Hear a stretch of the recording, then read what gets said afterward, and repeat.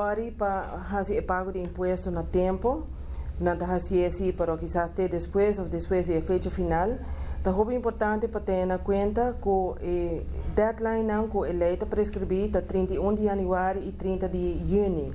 Nós estamos chegando agora que não 31 de janeiro e está muito importante para todo automobilista, motociclista, que isso aqui é algo que se tem em conta com ele. O pago de imposto o mês de um lugar está regulado em lei. Antes estava até 5 de fevereiro, agora não mais. Agora que não está 31 de janeiro e nós estamos chegando a fecha aqui. O que passa depois de 31 de janeiro? Depois de 31 de janeiro, nosso sistema não lo traz por país que não cumpre, que por lo menos é pago de metade de ano, de ano 2024, que no sistema não vai trazer EBUT. EBUT está 50% de soma que não paga. E isso aqui nós temos que pensar que está algo que não é necessário. Se o automobilista cumpre no tempo, é muito importante que a hora e não vai paga demais. Passou é but, por exemplo, se o belasting está 300 florin para ano e você tem que pagar 150 florin agora que não, é but lo vai estar 75 florin e agora a pessoa lo vai haya suma de 225 para pagar para a primeira metade de ano. E essa é uma suma bastante alta. Nós não está recomendar para guardar largo que é pago não. Passou para muito importante para evitar para cumprir também no tempo, maneira que a lei avisa.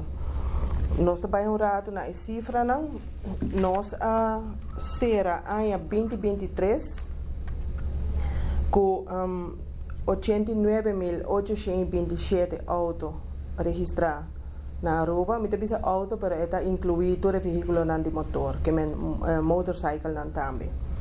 89.827, então para 2023, 84% de automobilistas não cumprem com o pago de imposto, se resta nós na 14% que não cumpre, seja não paga completamente e paga somente a primeira metade de ano.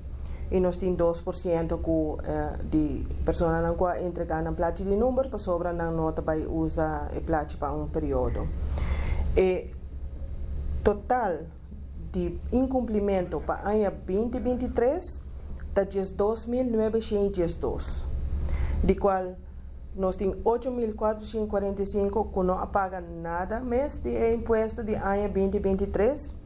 Então, o resto, 4.467, se apaga parte, que não apaga para metade de ano e depois não apaga mais.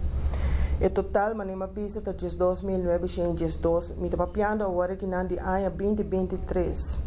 Isso aqui significa que o 2.902 número aqui, que não tem pago, e automobilista aqui, o mês vai pagar e imposto de ano 2023 promete que não pode permitir para pagar o imposto de ano 2024.